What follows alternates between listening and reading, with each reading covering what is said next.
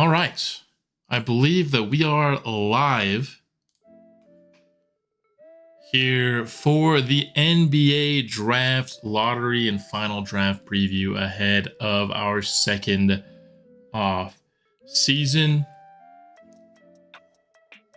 Gonna give people a few minutes here to hop into the stream before we get into the lottery itself. We have the number four lottery odds.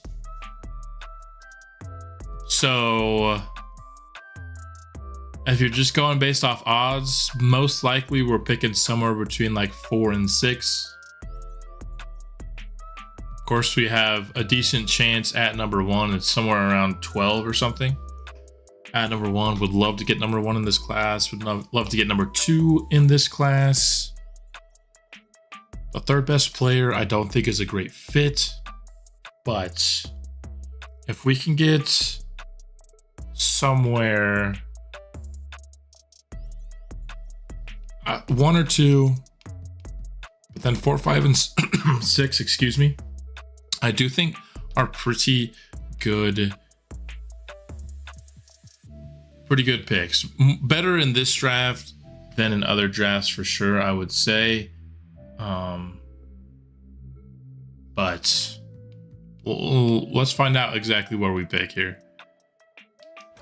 Head into the draft lottery, giving people a few minutes to join.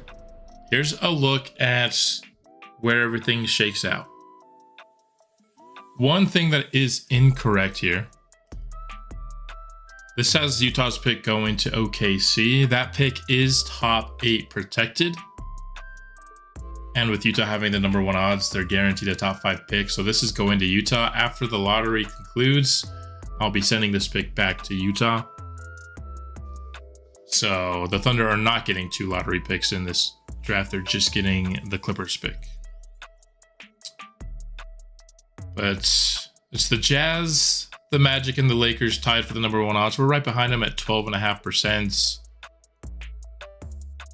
I'm really hopeful. We got some decent luck last year going from the number 1 odds to the number 2 pick. Hard to expect the lottery gods to be in your favor for 2 years in a row, but that doesn't mean I'm not hoping for it at the very least. Let's hop into the lottery. Lottery officially underway here. The Warriors will keep pick 16. Next up, we have the Denver Nuggets.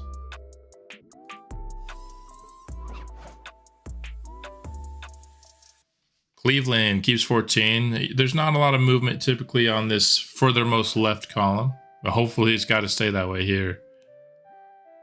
Miami keeps 13.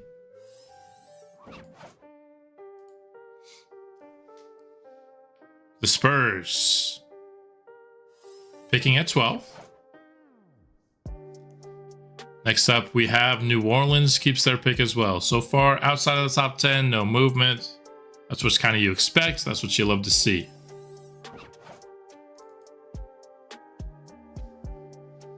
Phoenix keeps number 10. That will be one of 2 lottery picks they have this year after their trade of Kevin Durant and Devin Booker. OKC up at 9 via the Clippers, and they stay there as well. So far, no movement. Bulls stick at A as well. I love seeing the no movement so far. We're halfway through. We're into kind of the top half of the lottery now. Still nothing changing. Philadelphia, their regression has kind of hit them hard here in this series, and they have the 7th pick. I think there's a good top 7 in this class, so 7th, not a terrible place to be. How's it going, Bun Bun?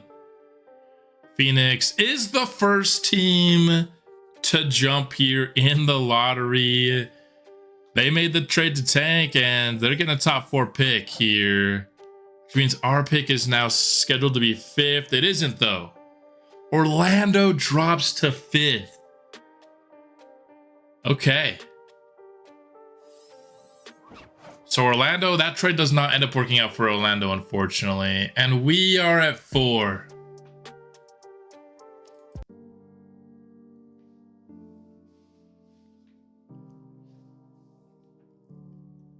just outside of the top 3. Just outside the top 3. If you're anywhere in the top 3, the Jazz will end up picking 3, even though it says Oklahoma City here.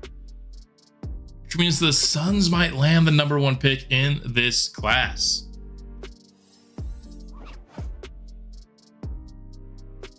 Lakers are number 2, which means Phoenix jumps from 6th, I think, or 7th, and gets the number 1 pick in the class.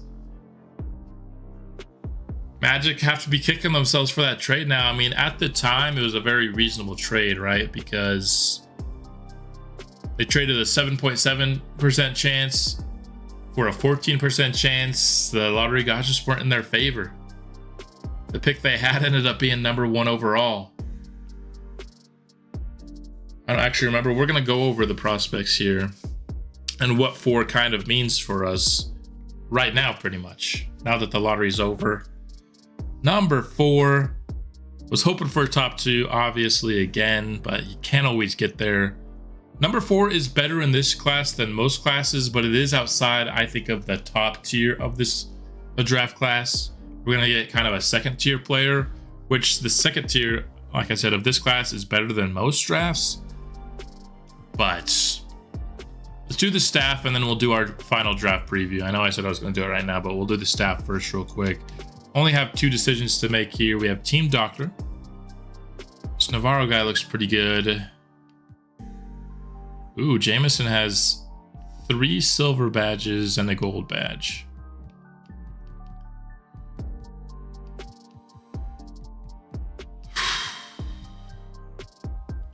I really like guys that have the stamina one, like this guy right here. Ryan Keefe. Silver stamina trainer, sleep doctor. Both of those things help with fatigue, which is important, I think, in basketball. So I'm going to offer Keefe. He already has another offer, so we're going to have to overpay him for him to rip him away from whoever he was with previously. So I'm going to go pretty high, probably like 350 on this guy. But that could be worth it. I also just want to throw an offer just in case that guy refuses. Let's throw a 400K offer to this other doctor. I think both of these guys would be excellent doctors for us. And we got to do a CFO too. Let's just do this guy. I don't care as much about CFO. We'll do that. CFO is not going to sign, and then we get our pick of doctor. Both said yes, I think. So ultimately, he's a little bit cheaper, and he helps with our stamina, which I think, like I said, is for me the most important part of the doctor staff. So I have to go find another CFO. That's fine.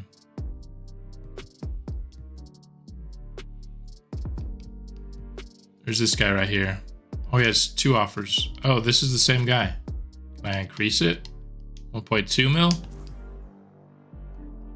Sign for the extra $200,000 a year, which isn't nothing. $200 million is more than half of what we're paying our doctor total.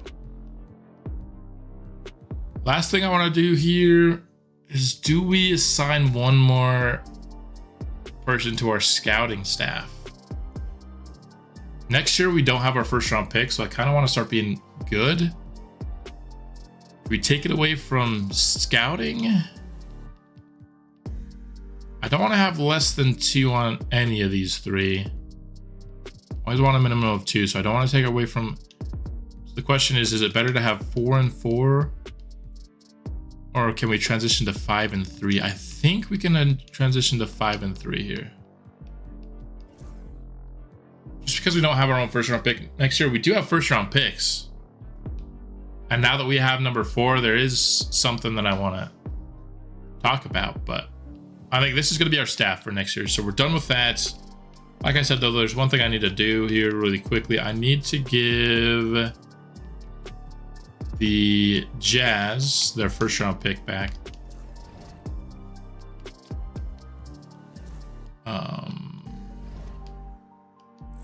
Switch over to the Thunder. Give the 3rd pick back to Utah.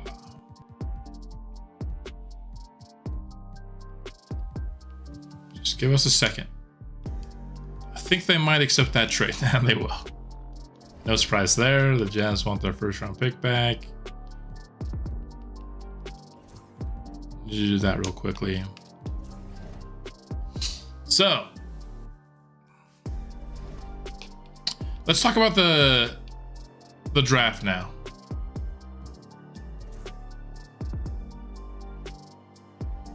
Number one player in this class is Jamal Morris Sr. He plays 2, and the Suns, their only good player is a 2 guard.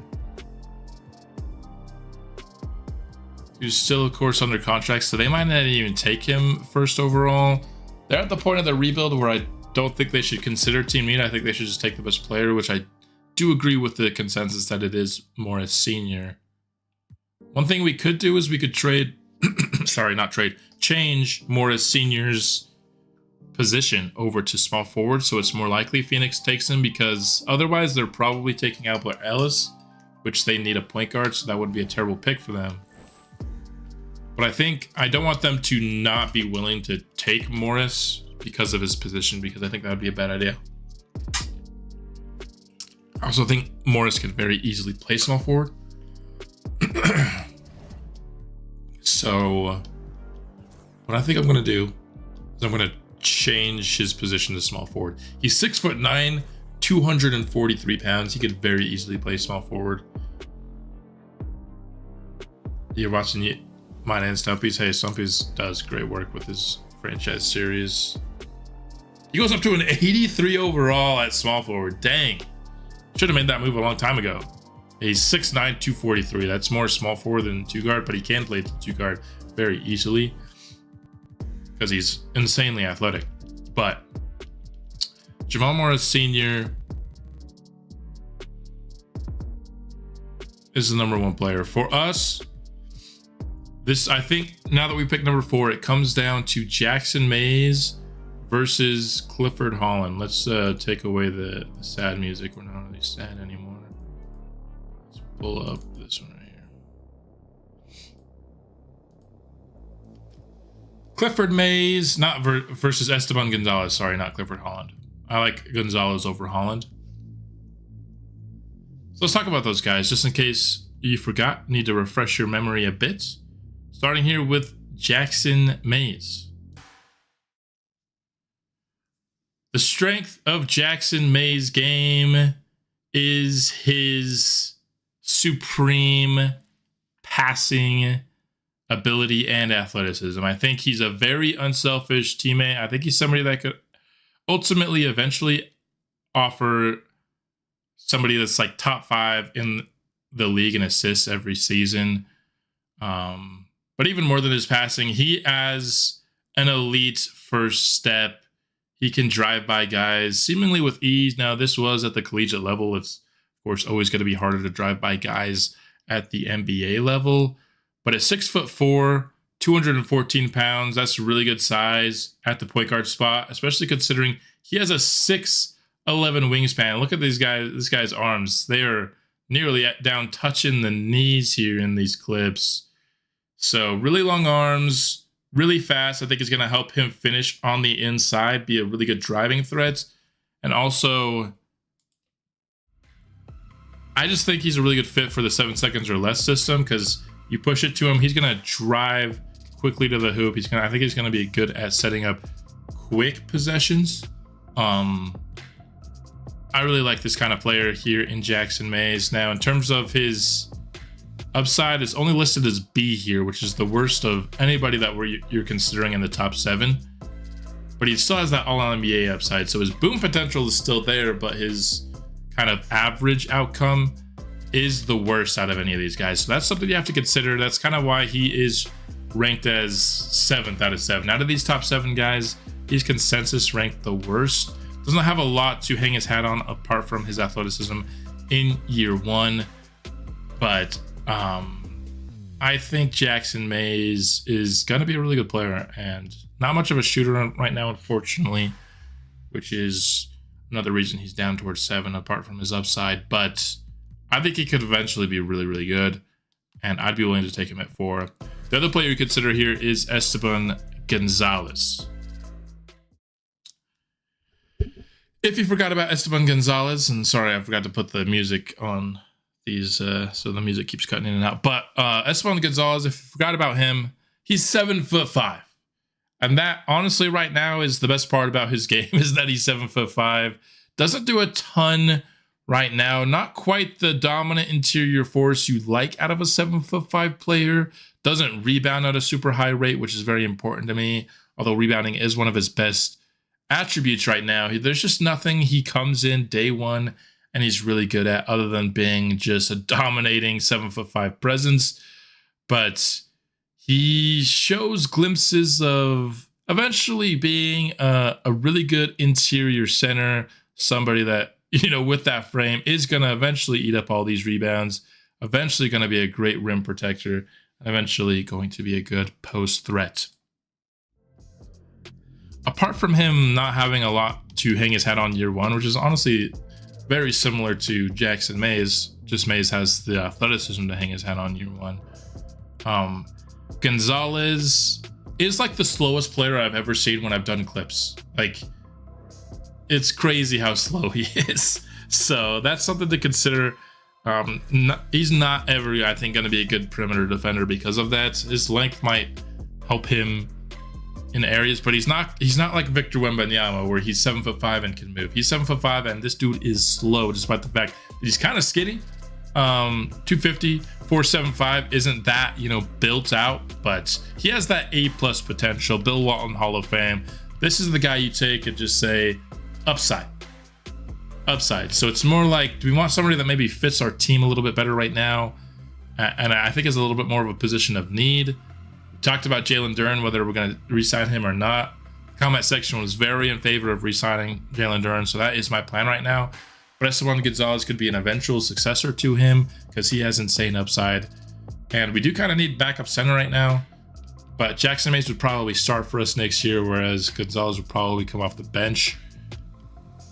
But if you look at my prospect board, my draft board, I do have Gonzalez over Mays currently. Now the question is, do we try to trade up for Albert Ellis, who I think is a perfect fit for this franchise? Sorry, I am getting over a cold, so talking for long spouts of time is hard for me. Not a cold, a throat infection. But yeah, my talking's not great right now. Do we try to trade up for Albert Ellis? I think it's going to be a tough sell for somebody in the top 2, which is probably where we need to trade up to come down to 4. We don't even have our first round pick next year to entice them. What we do have, though, is probably the most valuable draft pick next year.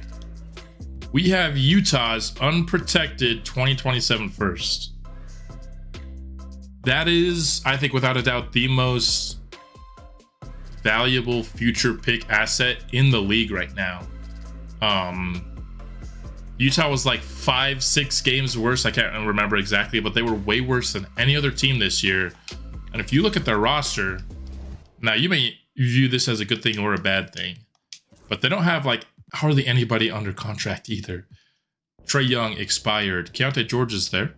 Keontae's a really solid point guard, but Kessler expired, Sexton expired, Hendricks expired, Harris expired, Sensabaugh expired, Williams 2-year team option, so it's not really expired, but you get what I mean.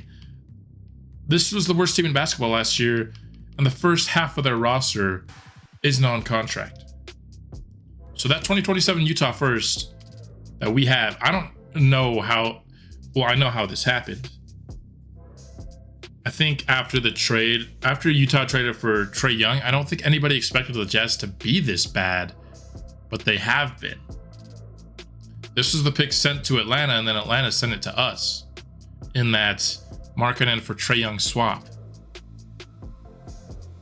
So I think it'd be tough. Like I said, I think it'd be a tough sell to get into the top 2 in this class. A pick 4 plus the most valuable pick in next year's class, I think could get it done. I wouldn't be willing to send much more than that because that Jazz first is really, really good. But I don't know if we're going to find another prospect as good at point guard as Albert Ellis in this class. So let's talk about him in case you need a refresher. Albert Ellis is a supreme shot creator in this class. He's got maybe the best handle I've ever seen coming out of college in the 2 years that I've been doing my 2K series. He could take people off the dribble, and it's not because of his athleticism, it's because of how tight his handle is. Now, he likes to get downhill. He's a really good shooter. He could pass, and he's not, I would say, an elite passer, but he could certainly do it. His question is the fact that he's 6'2" with a 6'1" wingspan, and is that going to be limiting in the NBA? It didn't seem to hurt him too much at the college level. I think there's not as much length at that level in athleticism. But if you're not worried about his 6'2" size, this is pretty much the perfect. And I just had my laptop fall to the ground. The perfect point guard prospect. He is a little bit more shot heavy than pass heavy, which you have to worry about that. I do like my point guards to be a little bit more pass heavy, so in that way, Jackson Mays is better. But Albert Ellis is better at pretty much everything else than Jackson Mays. Mays is a better passer and he's more athletic. Everything else goes to Albert Ellis. He's got 5 badges to start. I should be talking about all these guys' badges to start. Mays has 3 good badges. Ellis has 5 badges. Morris, you could trade for the first. Yeah, we could also trade for Morris. I think Morris is the best player. He's an 83 overall.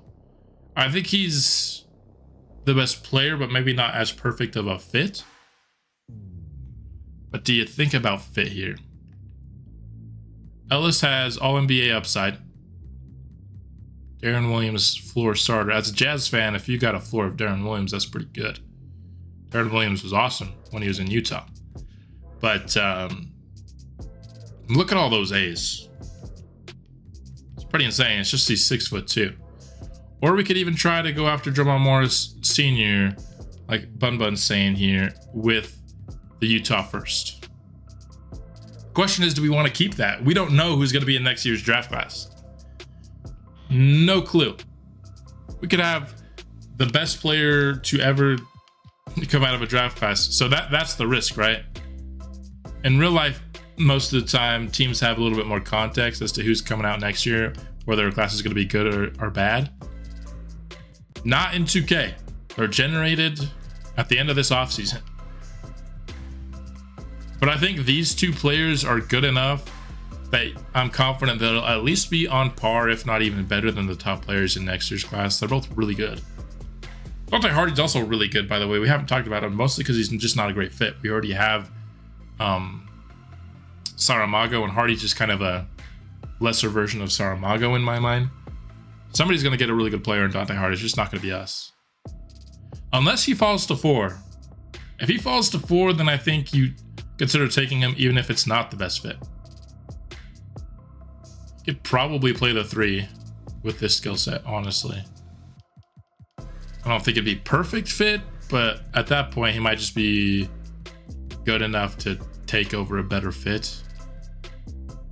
But he would have to fall to 4, and we would have to not trade up for us to take Hardy.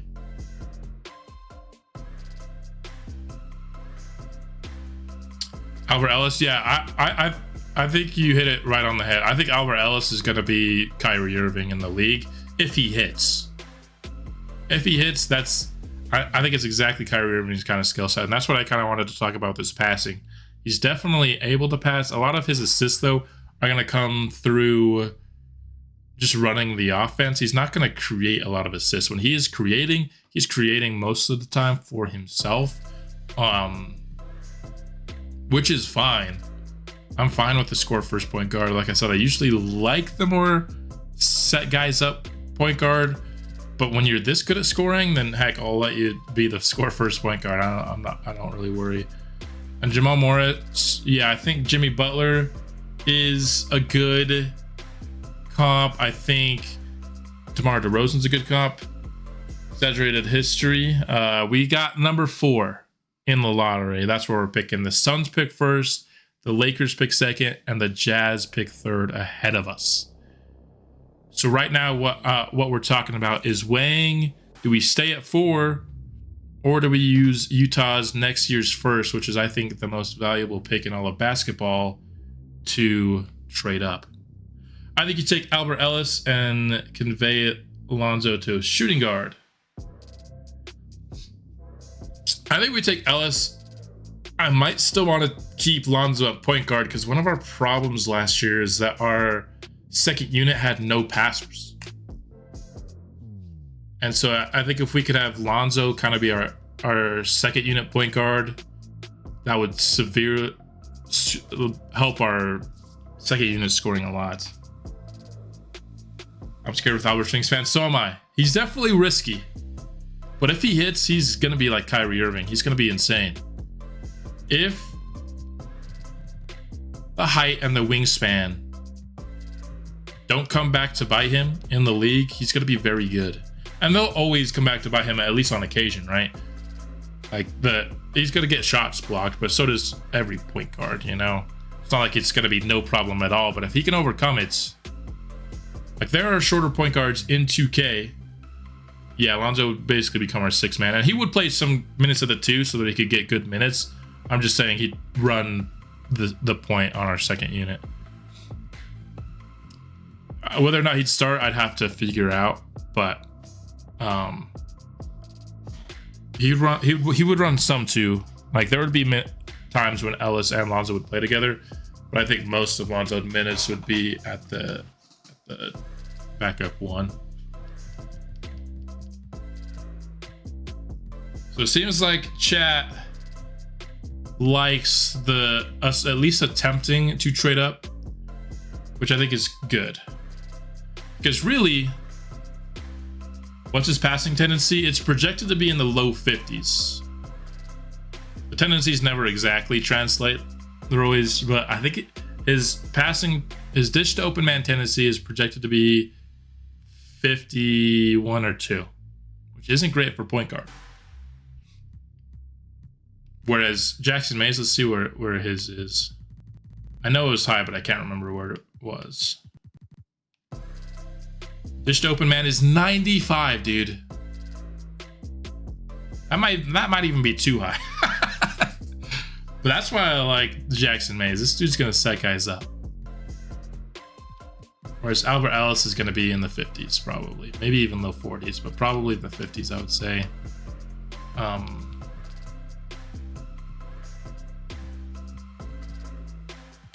That's the thing. Albert Ellis, you're getting a true bucket getter. Jackson Mays, really, he plays more like a shooting guard. I think so. From what I watched of him, of course, you guys only get to see clips. I do get to watch like full games of these guys. He'll still pass it, but like in the construct of an offense, like if the play is supposed to go to some guy getting a 3 off of an off-ball screen, then like he'll pass it, he'll get assists that way. That's just kind of the only way he gets assists, or pick and roll. He'll get assists in the pick and roll too. Yeah, his perimeter defense is A-. I will say the 6'2" kind of takes away from that a little bit. I didn't see him actually do much defensively, and I only watched 2 games really, so who knows. His ratings on perimeter defense are good. I wouldn't be surprised if Jackson Mays is just a better defender, though, with that 6'11" wingspan compared to the 6'1" wingspan. Anyway, that's my thought process on the class. I'm sure some people will see this and, you know, after the fact, when it becomes a video, and they'll be able to drop their opinions as well, because I want to hear as many people as possible. If we stick it for Jackson Mays or Esteban Gonzalez, who's better there? We go with the more upside or the better fit? And do you think we trade up for one of the top 2 players in the class? I would say personally right now I'm leaning towards at least attempting the trade up, because we could solidify our top 3 going into the rest of this series with this class. And there's no guarantee anybody next year is as good as Ellis or Morris. So the last thing I want to do here, I want to do the scouting combine, see if there's any kind of late round steals, because we do have 2 second round picks. So if there's anybody that we could kind of look towards with those picks right now, Saturday history goes with Mays. Your votes stick at 4 and pick Mays. We'd keep our Utah's pick next year, which would be nice.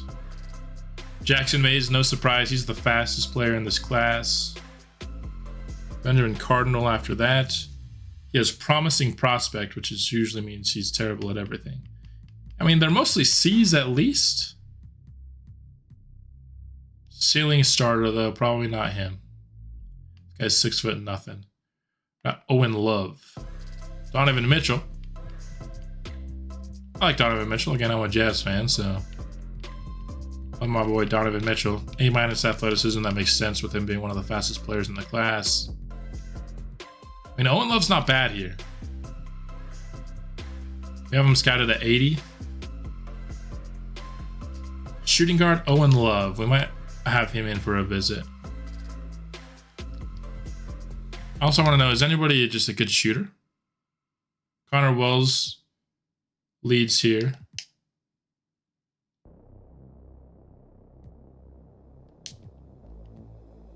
With William Green. 6'4" point guard, D+ to start. We don't even know. He's only 17% scouted. Andre Hardy, he's somebody that I like at center. If we don't take Esteban Gonzalez, which it seems like nobody's voting for Esteban Gonzalez right now, which is fine. I think if he's available with one of our 2 second-round picks, he's draft ranked 34, which is exactly where our second pick in this draft is. It's at 34. So if he lasts, I like Andre Hardy to replace Zeke Naji. Potential is only C- here, so he definitely has the potential to not get any better. But we're talking about a second round pick. Projected to go at 32 in the last mock draft. Have Albert Ellis up here. RJ Walker, talked about him before.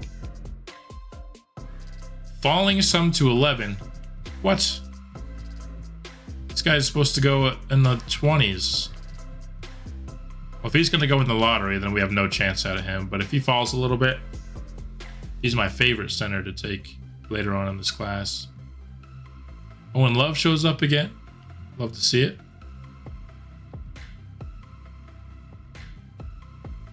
Christopher Ferguson, he's a solid scorer.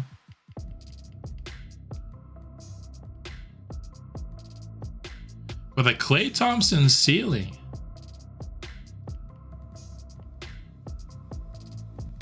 Interesting.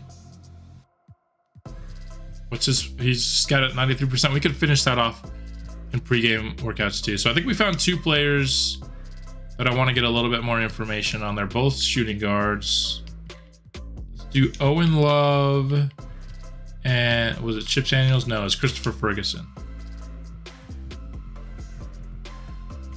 I want to know more about those 2 players. Other than that, let's bring in the guys that are like the top in the class just for fun, even though they're all 100%. But these are the guys that I would actually bring in. This is real life. I want to bring in Andre. I'd bring in Andre Hardy too. I like him. There you go. That's who we're bringing in. There's really only those 2 guys that I wanted to know more about. So we get Owen Love up to 100%. 0 badges, unfortunately.